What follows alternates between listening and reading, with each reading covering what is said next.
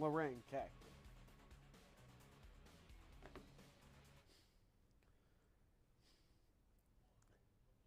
Hi everybody and welcome back to the 75th season of Bearcat Update.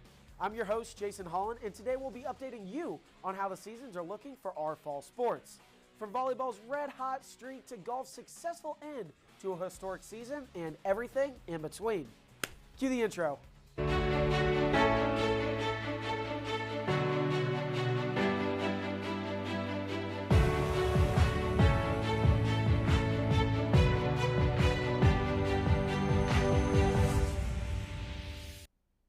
The Bearcat football team dropped a heartbreaker yesterday in a game that came down to the wire.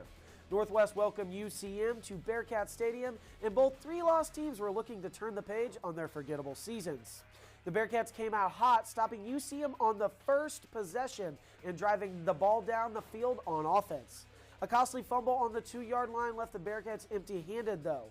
Red zone miscues seemed to be the story for the Bearcats as a blocked field goal and pick six on 2 other occasions left Northwest empty-handed. The Bearcats dropped their 4th of the year, marking 2 straight seasons that the Boys in Green will have 4+ losses. They'll be back in action at home against Northeastern State in 2 weeks after a bye this week. On the topic of the football team, our producer Killian Beck is adding his insight and football knowledge into Bearcat Update this semester. Take it away, Killian.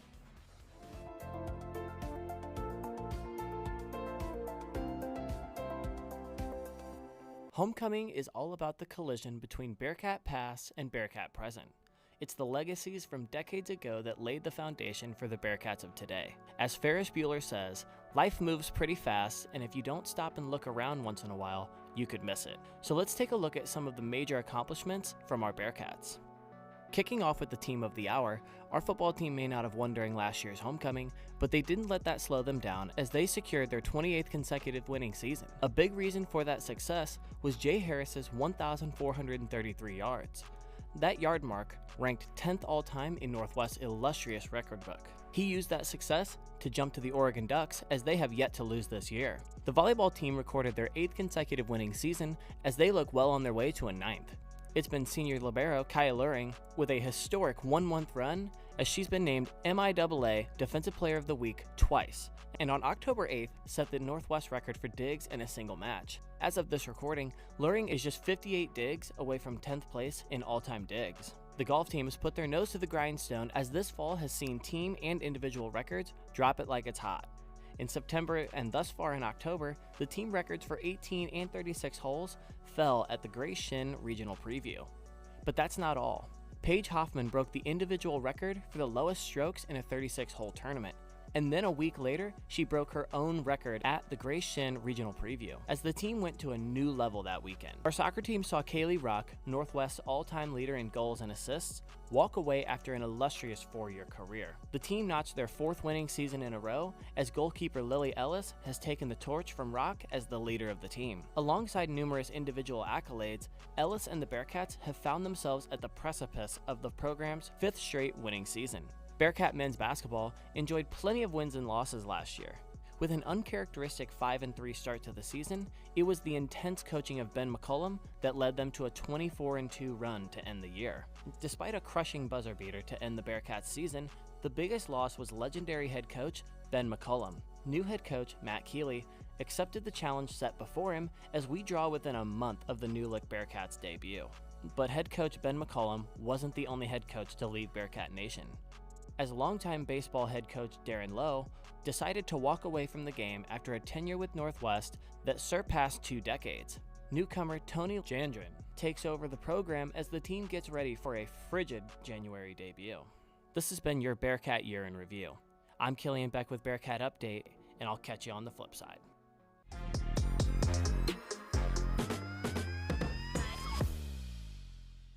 It has been 10 days since the Bearcat volleyball team has lost a set. Flawless victories versus Arkansas, Fort Smith, and Newman gave the Bearcats all the momentum they needed as they traveled south to face MIAA foes Pittsburgh State yesterday. After battling through the first set 26-24, the Bearcats won by more than 10 points in each of their next 2 sets. Junior Cassidy Mowinkle led the charge for the Bearcats, tallying 12 kills and hitting .375 against the Gorilla defense. Ella Caffrey added to the fun with her 7th double-double of the year, marking 34 assists and 15 digs on the score sheet. An uneventful week will be much-needed rest for the Bearcats as they will travel 45 minutes south to take on the Griffins next Saturday. But as the season passes its midway point, we throw it over to our reporter Zac Scott to give us a recap on how the girls in green have done so far this successful season. Take it away, Zac.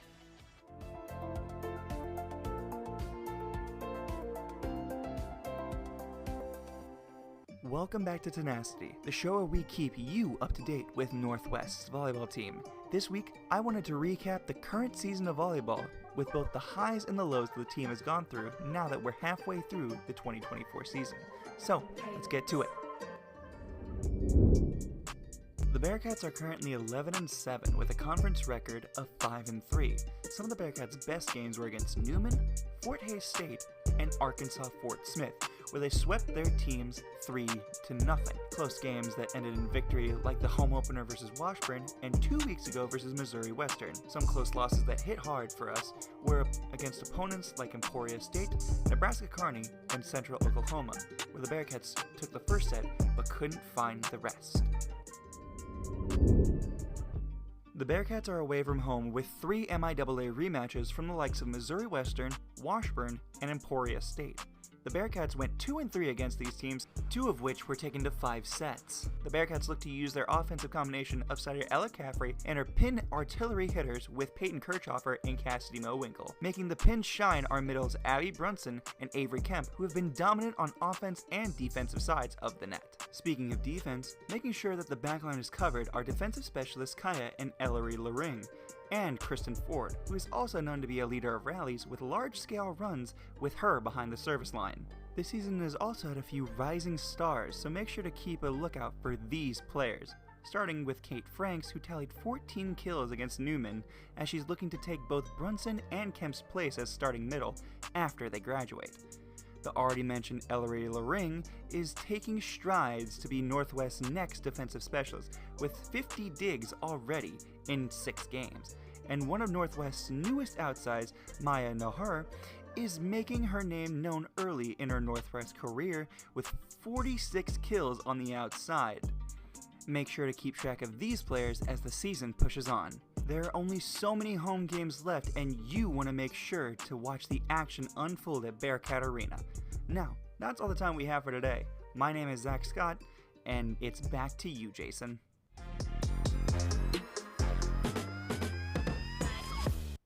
The Bearcat soccer team traveled to Hays, Kansas Friday to take on Fort Hays State. The Tigers jumped out to a quick lead, scoring in only the 3rd minute, but the Bearcats' response did not take long as senior forward Adele Gore scored her first goal of the year only 14 minutes later.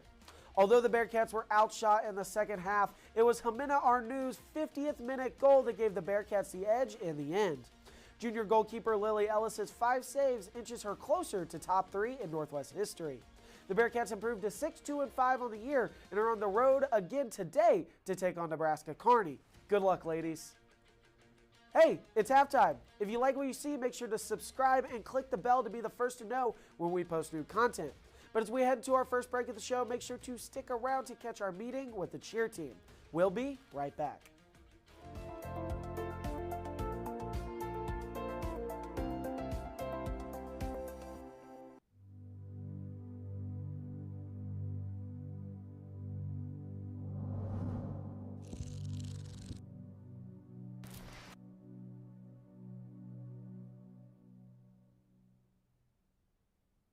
Are you tired of the same boring old TV?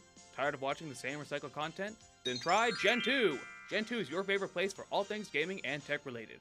Come check out our wide variety of games and reviews, catch the latest in gaming and tech news.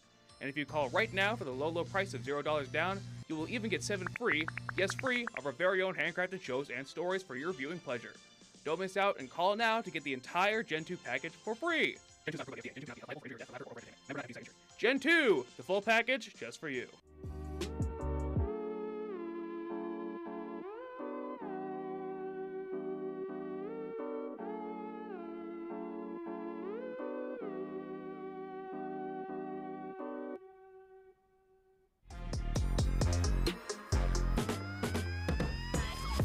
Welcome back to Bearcat Update. Our reporter Jake Walker sat down with another one of his teammates on the cheer team so you can get to know them and their story. Take it away, Jake.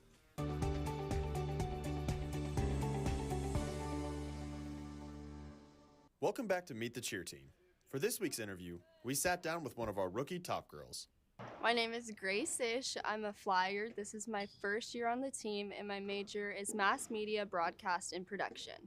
Coming to Northwest from Kansas, Grace faced some of the challenges coming into a collegiate cheer program, but has found ways to adapt to them. Coming from a pretty small school in Kansas, the rules are a lot different, so it was hard learning how to do baskets, a whole bunch of skills that in Kansas in high school that used to be braced are not braced here, so there's a lot of changes. Bearcat cheerleaders come from many different backgrounds before joining the program, and Grace found a very special way to prepare for being a cheerleader. With pageants, you're really engaged with your community, and I feel like being a cheerleader, cheering at games, you are engaging with the crowd and everything like that, making new connections with people in the crowd, and then just spreading positivity and team spirit. Being new to a university far away from home is an intimidating thought. However, Grace has found a new home here at Northwest. So I've known for a long time that I want to be a news anchor, and Northwest is a really good journalism program. And then for cheer, I met Kelby through NCAA camps in high school, and she talked about Northwest. So not only did they have a really cool cheer program, but as well as a journalism program. With a short amount of time already spent on the team, Grace shares some advice for any future Bearcat cheerleaders. Some days you're just going to have those days where you just don't want to go to cheer, but then you have to remember this is a privilege to be able to cheer on a collegiate team, and so you're doing it for yourself and you have to push. And the good is you're going to a team that supports you and you have all the friends in the world on the team. Going into tryouts last year, I did online tryouts, and I had no clue in the world if I would make the team or not. I just wanted to go ahead and put myself out there and try out. And then I made it, and I love it here, so I think everybody should try out if they're thinking about it. That's going to wrap up our time with Bearcat Cheer. We're going to swing this one back over to your host. Take it away, Jason.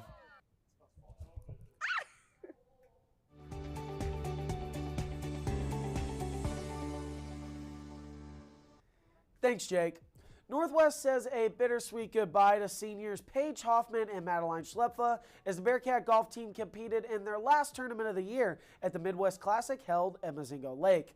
The senior duo finished second and third in the season finale and left a mark on Northwest, both finishing within the top 20 in the Central region in their final seasons. The Bearcats ranked 11th in the region and 65th in the nation under first-year head coach Lathan Croy. With plenty of young talent, the Bearcats look forward to memorable seasons ahead. Great job this year, and congratulations, ladies. On the topic of memorable seasons, Bearcat volleyball senior libero Kyah Luhring tallied her second MIAA Defensive Athlete of the Week after a red-hot week for the Bearcats. It was fair to say that Luhring's school record 54 digs in a win over Missouri Western sticks out on paper, along with her total 89 digs this week alone.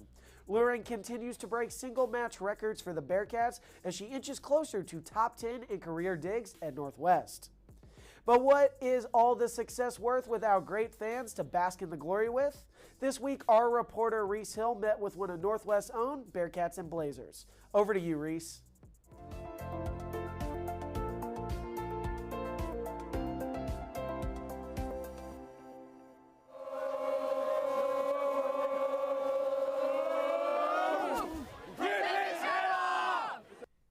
If you've been to a Northwest athletic event in the last few years, you've likely seen these guys in the stands or on the sidelines. The self-proclaimed best student section in the nation has quickly become one of the most recognizable groups on campus since its establishment by Northwest student Nick Verwers and his friends just a few years ago. Nowadays, a lot of people know who the Bearcats and Blazers are, but not a lot of people know how they burst onto the scene and how they became such a phenomenon. No, so Cats and Blazers started it's coming up on our 2-year anniversary, where a couple of my roommates and I decided that we wanted to just wear Blazers at a football game to try to get on the Jumbotron. And then we got on there a couple times and we thought it was the funniest thing in the world.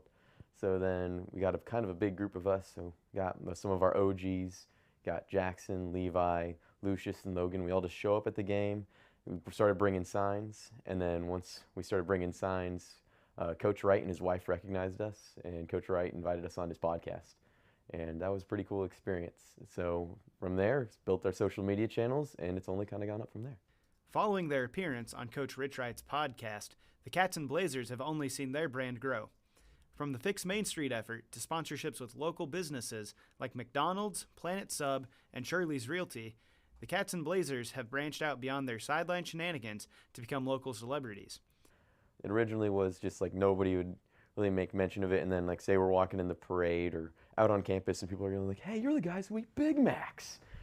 So it's so funny just to see, and then having all sorts of different like students, teachers, or just anybody in general come up to us and just say like they love our sign or a video we made. I think it's the funnest thing in the entire world, because at the end of the day, this thing originally, it wasn't meant to be something that it is today. This meteoric rise hasn't been without some challenges, however. With the signature Bearcat blazers being pulled off the shelves at Walmart last fall, it's been difficult to bring new students into the fold. No new members essentially can join because there's no more blazers, which is really unfortunate, because like this whole group itself is something I think is really, really fun, and I would love to have like future like Northwest students be able to participate in. But unless blazers show up again, Cats and Blazers is probably going to just slowly fade away like shirtless Bearcats did. But at the same time, people here on this campus are creative, and I imagine they're going to come up with something even better than we did. Although his time at the university will eventually come to an end and the future of the Blazers is uncertain, the community's embrace of the group and the opportunities that have sprung from it are not lost on Verwers. I think my biggest thing is just a thank you, because as I stated earlier, this is originally all just to get on the Jumbotron.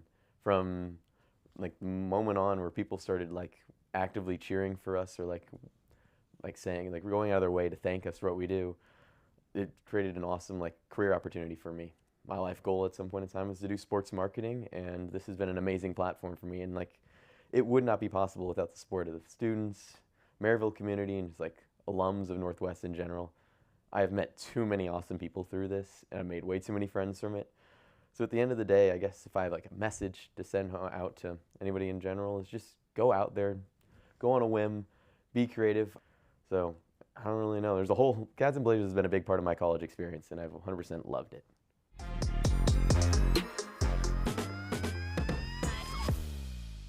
We're going to shift gears here for a bit. Wiley Ray and Jackson Phelps of X106.7 are going in depth on yesterday's loss to Central Missouri. Thanks, Jason. I'm Wiley Ray, and with me is Jackson Phelps, as always. And Jackson, it was a somber loss for the Bearcats yesterday. Very somber. You know, a lot of emotions after yesterday's game for the Bearcats and the boys. Definitely a game that was in the hands a couple of times and just couldn't get the job done. But, you know, a very heartbreaking loss for the Bearcats. But there was, you know, a lot of good stuff to take away from that game, Wiley.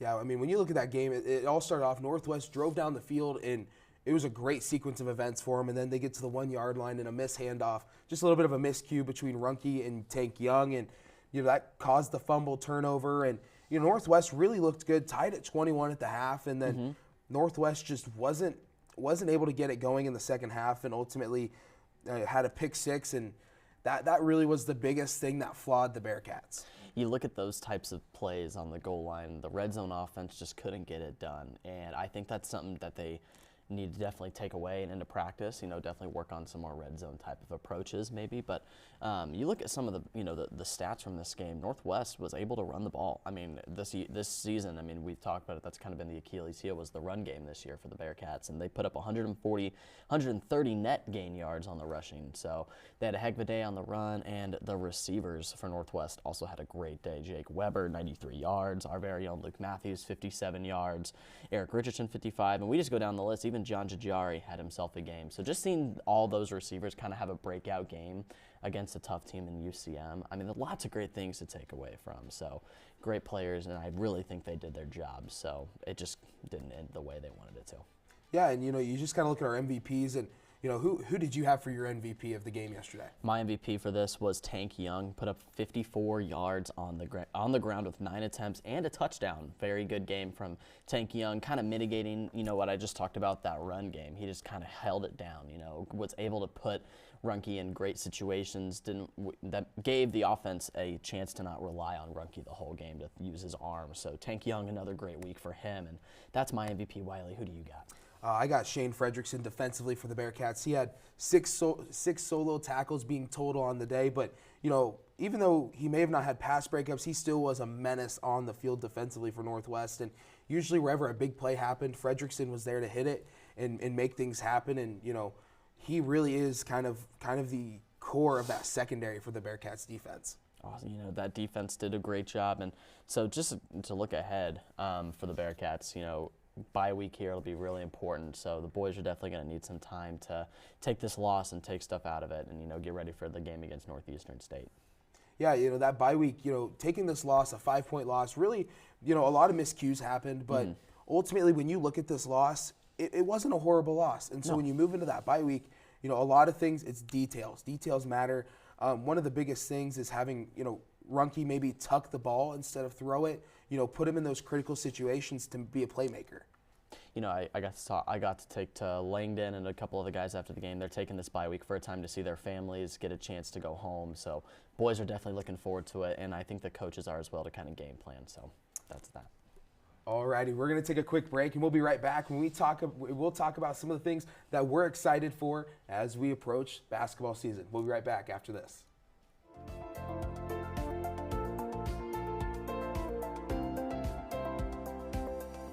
Unlike other organizations on and around campus, here, the students do it all. KNWT is a student-run and student-produced television station. To support this content, you can go to our YouTube channel at KNWT Channel 8. And watch the latest shows or even enjoy blasts from the past. Stay on top of current events and the biggest stories of the week with Northwest News. Welcome back to Northwest News. I'm Skylar Stamps. And I'm Wiley Ray. Get all the latest news coverage and updates about Northwest, the Maryville community, and ways you can stay involved on and off campus. Northwest News every Monday at 8 a.m. on KNWT TV.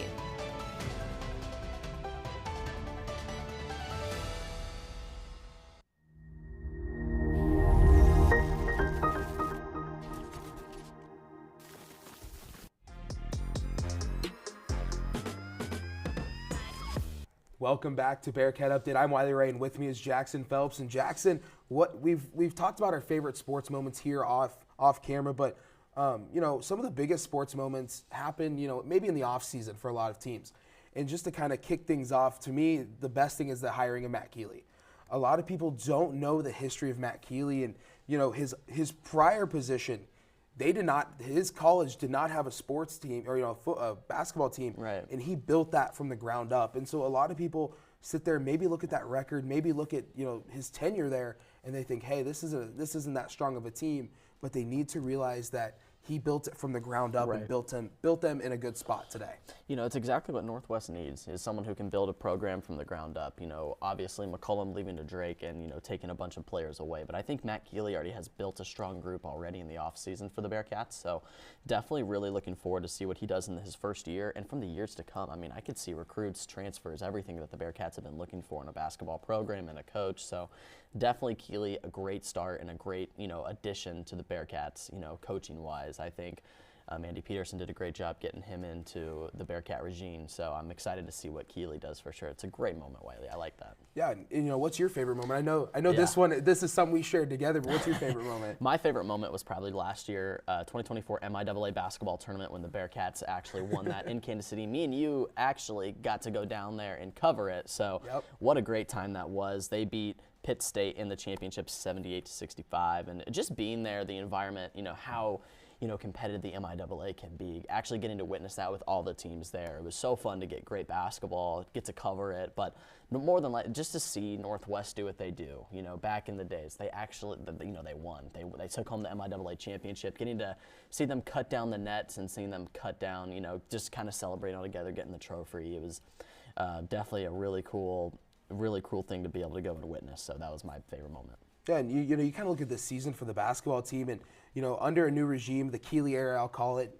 Do Do you think that they have a good chance of making the playoffs once again under Matt Keeley? Yes, I think they do. It's a clean start, clean team, I think, with a new regime, new plays, new everything. Because this is the completely new start. I think the Bearcats definitely have any good chance of making the playoff as anyone else does in the MIAA under Keeley. I think Keeley has, since he built that ground up, he took that team to a tournament championship back in Arizona. So I definitely think that Keeley has what it takes to lead this Bearcat team. You get some of the old starters from last year, Byron Alexander, you get some of those guys who have been here in Maryville for a while, can bring that championship culture into there. So I think Keeley has what it takes, and I think this Bearcat team could go far in the MIAA tournament too as well. Yeah, I definitely think that the playoff run, with Matt Keeley and the new regime, it's definitely something. He talked about bringing a new identity to Bearcat basketball. Yeah. And I think that really is something to look forward to as this season gets closer. But as we approach the second half of this football season to close out our segment, what is some things that you think is next for the football team to look forward? Next for the football team is just to stay confident. The season is not over. A lot of heads hanging low right now. You got to stay confident. Seniors are playing for, their last couple of games. You just got to stay confident, and you got to use that confidence into next season. Maybe some new transfers. Got to look around, to see what they could do to change stuff around, plays-wise. Whatever needs to be done, but you just got to have confidence. You can't look back at that last year and say, hey, we can't hold our heads down low. So they got to stay confident. They got to stay ready, and I think that this team could win out the rest of the season if they just go in with confidence. Can't hold your heads low, just keep going.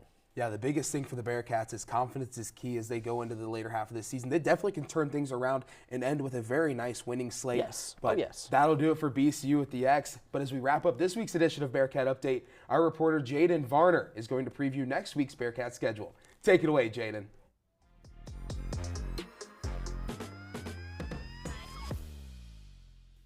Thanks, Wiley. Welcome back to Next Week in Bearcat Sports. I'm your host, Jaden Varner, and this week, I'm not going to awkwardly hold this coffee mug. After a chaotic week of homecoming, football will take a little break as they head to a much-needed bye week. Now, you may be asking, what are you going to talk about this week? Well, that's a great question. A bye week is just as important as a game week. So let's get into the stats. The bye week is undefeated all time against the MIAA. It's so feared that other teams don't even show up to play it. Looking at the Bearcats, expect Luke Matthews to get his bye week started by relaxing Reynolds Hall today. Sources tell me to expect at least 3 yawns and 1 big stretch. My player spotlight this week is none other than the couch. Expected to play a major role this week. Unfortunately, I expect the Bearcats to get caught sleeping as they prepare for Northeastern. On a more serious note, soccer is in action against Nebraska Kearney. That game is going on right now, so go make sure to support them after you finish watching Bearcat Update, of course. Soccer will be back in action Friday and next Sunday. Coming to town Friday is Missouri Southern. It's the Pink Out game, so make sure to wear pink and show your support. Looking at Missouri Southern, this season they have struggled a lot. They currently sit at 1-7-4, and currently they have been held to 0 points in 6 games so far. The Bearcats lead the MIAA in saves this week's spotlight player for soccer is none other than the saves leader herself, Lily Ellis. She has been incredible this season, and I expect nothing less from Ellis Friday as I anticipate the Bearcats getting the win 2-0. Looking at volleyball, they currently sit at 6th in the MIAA. They continue their long road trip stretch, heading to Missouri Western Saturday, and then back to Kansas to play Washburn on the 29th and Emporia State on the 30th. But I'll get more into those matchups next week. For now, let's focus on Saturday's matchup against Missouri Western. These two teams already faced off earlier this month, with the Bearcats getting the win 3-2. It's one of the only 2 conference losses the Griffins have had this season. The Bearcats could use another big win and expect to see Peyton Kirchhofer play well again against the Griffins, as she is my spotlight player for volleyball. I'm looking for Northwest to get another close win against the Griffins 3-2. As always, make sure to go out and support your Bearcat Sports. I'm Jaden Varner, and this has been Next Week in Bearcat Sports.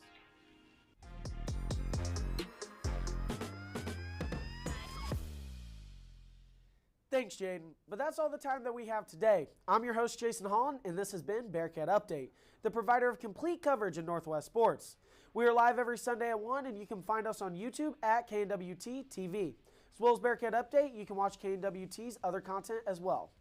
But before we leave, all of us here at Bearcat Update would like to extend our thoughts and prayers to the Tjeerdsma family as legendary coach Mel Tjeerdsma battles leukemia. Thank you all for watching, and we'll be back in no time.